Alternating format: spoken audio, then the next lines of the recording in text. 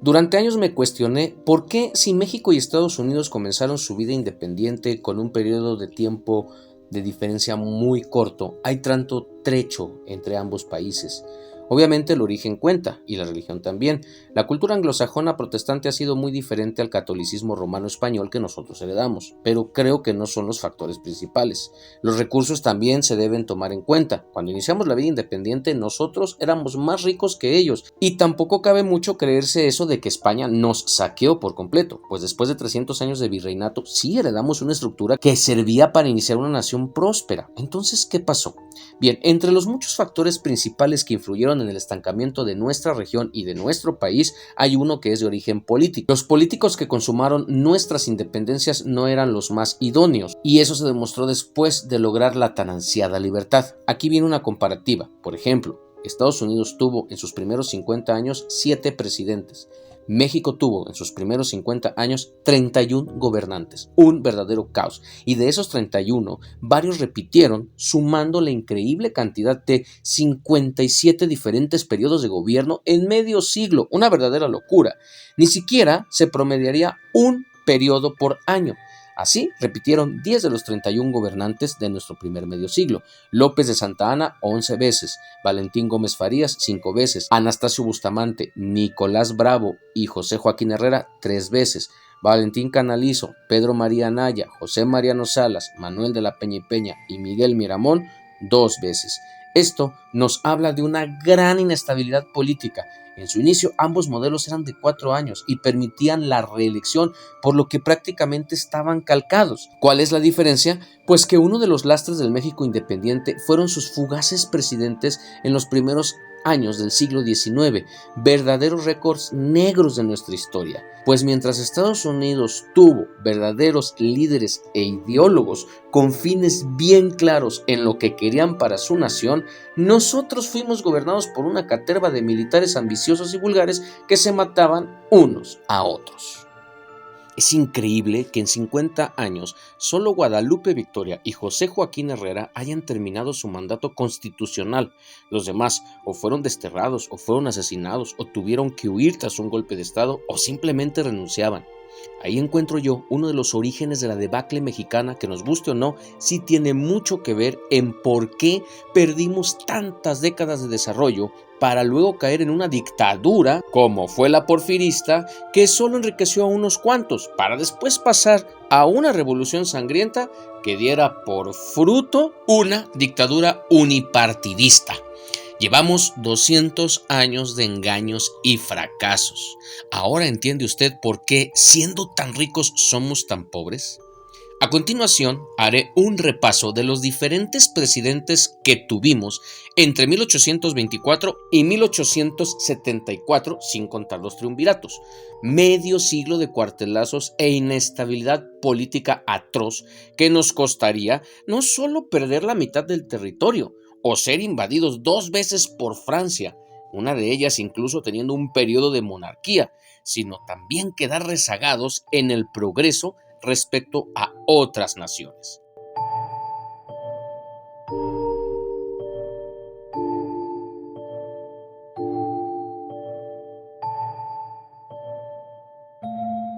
Guadalupe Victoria, este militar y político originario de Durango y cuyo nombre real era José Miguel Ramón Adaucto Fernández y Félix, fue junto con Vicente Guerrero y Nicolás Bravo los que mantuvieron la mecha de la rebelión insurgente encendida cuando todo había decaído después de la muerte del generalísimo Morelos.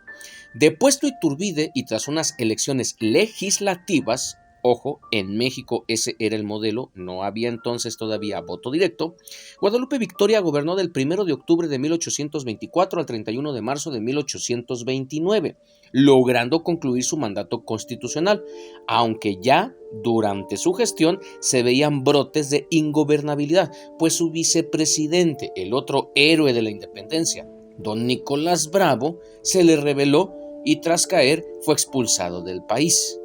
Después de la presidencia de Guadalupe Victoria, seguiría Vicente Guerrero, de origen afrodescendiente y nacido en Tixtla, en el estado que hoy lleva su nombre, fue quien junto con Iturbide consumaron la independencia de México.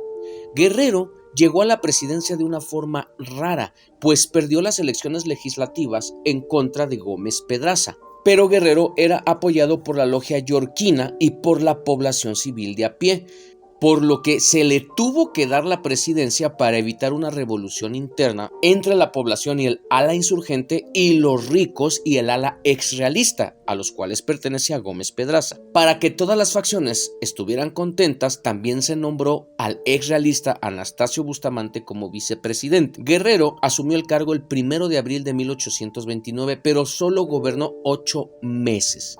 Uno de sus más grandes logros fue hacer efectiva la abolición de la esclavitud en nuestro país, que desde 1810 había decretado Hidalgo. Después de Guerrero gobernó durante 7 días José María Bocanegra. Este fue nombrado presidente el 17 de diciembre de 1829, pues el vicepresidente Anastasio Bustamante se rebeló contra Guerrero, apoyado por la prensa e incluso por varios liberales, por lo que Guerrero tuvo que salir a enfrentar la rebelión.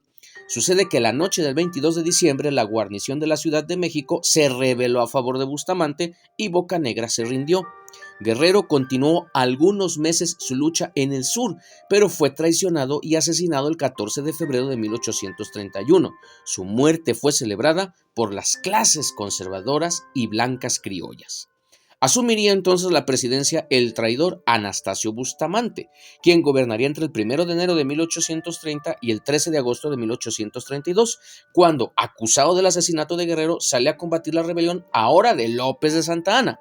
Anastasio deja en el cargo a Melchor Musquiz, quien ejerce entre el 14 de agosto y el 24 de diciembre de 1832, pero que renuncia tras el triunfo de la revuelta santanista, y Bustamante es desterrado por la muerte de Guerrero.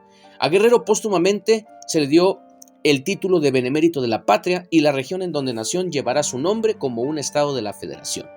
Asume entonces la presidencia Manuel Gómez Pedraza, nombrado por Santa Anna, quien le reconoce ganador de las elecciones de 1829 contra Guerrero, por lo que ejerce la presidencia entre el 24 de diciembre de 1832 y el 31 de marzo de 1833 para concluir su periodo de 4 años que le hubiese tocado. Para 1833 se celebran elecciones entre el conservador López de Santa Anna y el liberal Valentín Gómez Farías. Al ganar el primero, el segundo queda como vicepresidente. Entre el 1 de abril de 1833 y el 27 de enero de 1835, durante 1 año y 9 meses, Santa Anna y Gómez Farías estarían yendo y viniendo de la presidencia por diversos motivos. A veces Santa Anna pedía licencia por salud, Gómez Farías asumía el cargo, realizaba reformas liberales y Santa Anna regresaba para revertirlas. Hay que mencionar que si Gómez Farías hubiera ganado la presidencia y le hubieran dejado trabajar a este médico y político de origen jalisciense, uno de los liberales más ilustres del siglo XIX mexicano, quizás nuestra historia hubiera sido otra, pues Gómez Farías estaba convencido de que el progreso de México era obstaculizado por 2 grandes instituciones heredadas del pasado virreinal, el clero y el ejército. Por eso, en cuanto pudo, se dedicó a luchar contra ellas. Finalmente, Gómez Farías sería desplazado por Santa Anna.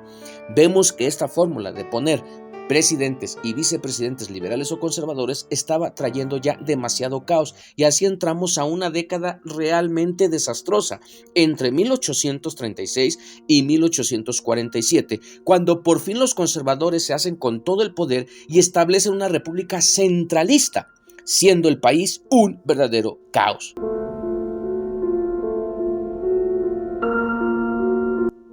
En esa década tuvimos 13 presidentes que se rebotaron en el cargo para sumar 24 periodos. Todo este zafarrancho provocó un desorden que desembocaría en la independencia de Texas primero y en la posterior guerra con Estados Unidos. Miguel Barragán, oriundo de San Luis Potosí, es puesto por Santa Anna, que por una vez más pide licencia. Gobernaría entre el 28 de enero de 1835 y el 27 de febrero de 1836, algo así como 11 meses. Proclama que México ya no es república federal, sino centralista, lo que lleva a que en este breve mandato Texas comience su revuelta. Renunció al cargo por enfermedad y murió 3 días después. Entonces entra José Justo Corro, un abogado de origen jalisciense que era profundamente clerical, nombrado presidente tras la renuncia de Barragán y gobernaría entre el 27 de febrero de 1836 y el 19 de abril de 1837. En este periodo de gobierno, Santa Anna es derrotado por los tejanos y el territorio tejano finalmente se escinde del país. Justo Corro rechaza la Constitución de 1824 y promulga las famosas 7 leyes conservadoras. Entonces regresa Anastasio Bustamante a gobernar entre el 19 de abril de 1837 y el 18 de marzo de 1839, algo así como un año 11 meses. Fue traído del exilio en Europa, perdonado por el asesinato de Guerrero, para presidir la nación, pero vuelve a dejar el cargo para ir a combatir insurrecciones de los liberales. Entonces Antonio López de Santa Anna toma el gobierno del 18 de marzo al 10 de julio de 1839, algo así como unos 4 meses, para después dejarle el puesto a alguien que ya había traicionado los ideales liberales cuando se le reveló a Guadalupe Victoria. En este caso hablo de Nicolás Bravo, que es nuevamente también traído del exilio y se convertiría en algo así como un títere de Santa Anna. Nicolás Bravo asume la presidencia del 10 al 18 de julio de 1839, ya que Santa Anna había otra vez abandonado el cargo, pero tras 8 días lo vuelven a quitar a Nicolás Bravo. Entonces regresa Anastasio Bustamante, que asume del 18 de julio de 1839 al 22 de septiembre de 1841. Y tras 2 años y 2 meses deja el cargo otra vez porque las insurrecciones liberales no cesan. Entonces llega Francisco Javier Echeverría, que duraría 19 días en la presidencia, en lo que Bustamante combatía las insurrecciones. Este político liberal y comerciante veracruzano ocuparía la presidencia entre el 22 de septiembre y el 10 de octubre de 1841. Previamente, como secretario de Hacienda, fue una especie de protopriista, pues se enriqueció en el cargo, aunque eso sí, también envió tajadas al erario. O sea, robaba, pero repartía. Echeverría se hartó de tanta ingobernabilidad y renunció, dejando el cargo nada más y nada menos que otra vez a López de Santa Anna, que lo ocuparía por 6ª ocasión. López de Santa Anna, aprovechando esta renuncia de Echeverría, destituye entonces a Bustamante, que había nombrado a Echeverría para irse a combatir las insurrecciones liberales, nombrándose presidente y gobernando del 10 de octubre de 1841 al 26 de octubre de 1842, poquito más de un año, en el que instauró un gobierno autoritario, en el que incluso está la anécdota famosa de que hizo que se le rindieran honores a su pierna perdida en el ataque francés a Veracruz años atrás. Cuando Santa Anna se hartó, entonces pidió licencia y dejó nuevamente a su peón Nicolás Bravo, quien en su segundo mandato duró algo así como 6 meses, entre octubre de 1842 y mayo de 1843, pero los pleitos de Bravo con el Congreso de mayoría liberal y enfrentado con diversos militares y políticos lo terminaría llevando a renunciar y regresarle el cargo a López de Santa Anna. Bravo se destacó por ser el primer presidente en intentar conectar el Atlántico y el Pacífico por medio del Istmo de Tehuantepec. Regresando López de Santa Anna para su 7º mandato, del 14 de mayo al 6 de septiembre de 1843, vuelve a renunciar yéndose a Cuba tras la muerte de su esposa. Entonces, Valentín Canalizo es nombrado en lugar de Santa Anna, gobernó 9 meses entre septiembre de 1843 y junio de 1844, cuando Santa Anna terminó el luto y regresó para un 8º mandato en el cual gobernó 3 meses, de junio a septiembre de 1844, y entonces le deja el cargo a José Joaquín Herrera, que gobernaría 12 días en el mismo mes de septiembre de 1844. Para volverle a dejar el cargo a Valentín Canalizo, vuelto a nombrar presidente tras la renuncia, entre comillas, definitiva de Santa Anna. Canalizo en su segundo mandato gobernó 2 meses, entre septiembre y diciembre de 1844, pero es capturado por los rebeldes federalistas y expulsado del país. Así que tras la caída de José Joaquín Herrera gobernó por segunda vez en un lapso de un año, entre diciembre de 1844 y diciembre de 1845, estuvo preparando al ejército, ya que todo indicaba que entraríamos en guerra con Estados Unidos. Pero José Joaquín Herrera fue depuesto por un golpe de estado por el general Mariano Paredes Arrillaga, quien a mi parecer junto con Bustamante es de los personajes más negros de nuestro siglo XIX. Paredes Arrillaga, quien tenía la encomienda de la defensa del país, tenía a su mando una tropa de 6,000 hombres.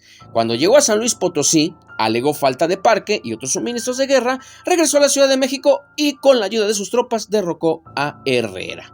Entonces Paredes Arrillaga gobernaría entre diciembre de 1845 a julio de 1846, algo así como 8 meses. El 1 de enero de 1846, ante el caos que reinaba en el centro del país, el estado de Yucatán declaró su independencia de México y su neutralidad en la guerra con los Estados Unidos. El 5 de marzo, Zachary Taylor ya pisaba tierra mexicana en Monterrey.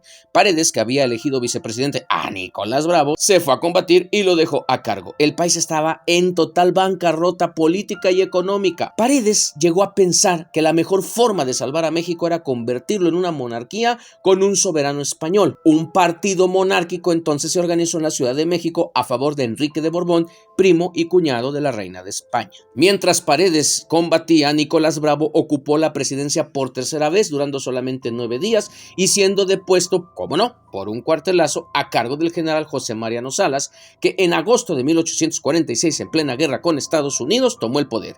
Bravo, hago aquí un paréntesis, es un personaje digno de estudio.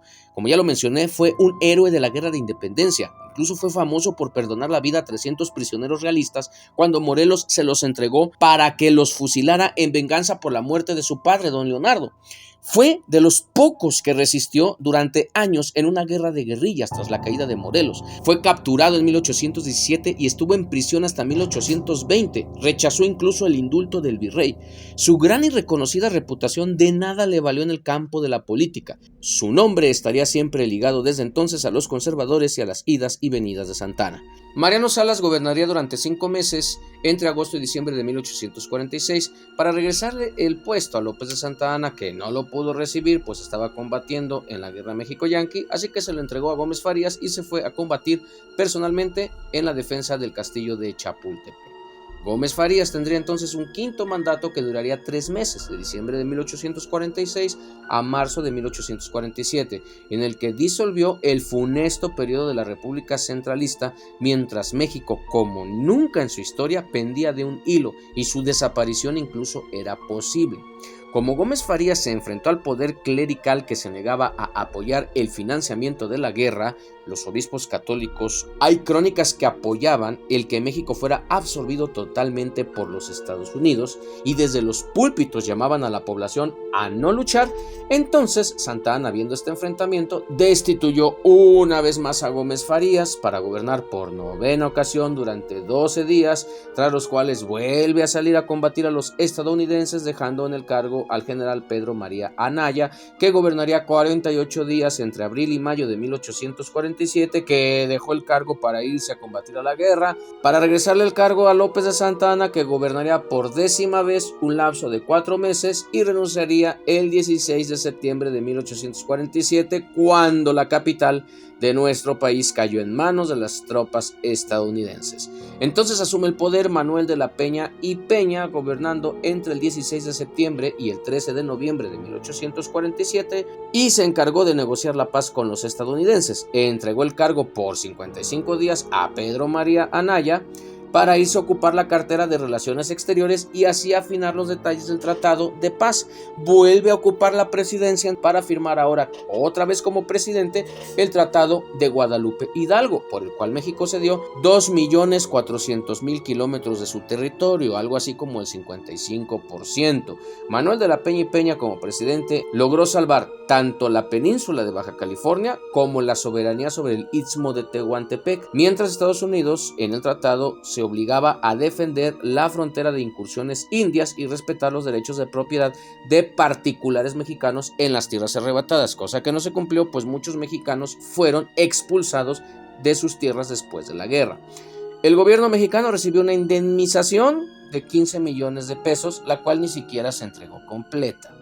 Entonces José Joaquín Herrera vuelve a asumir la presidencia una vez que de la Peña y Peña logra terminar legalmente y diplomáticamente con la guerra con Estados Unidos.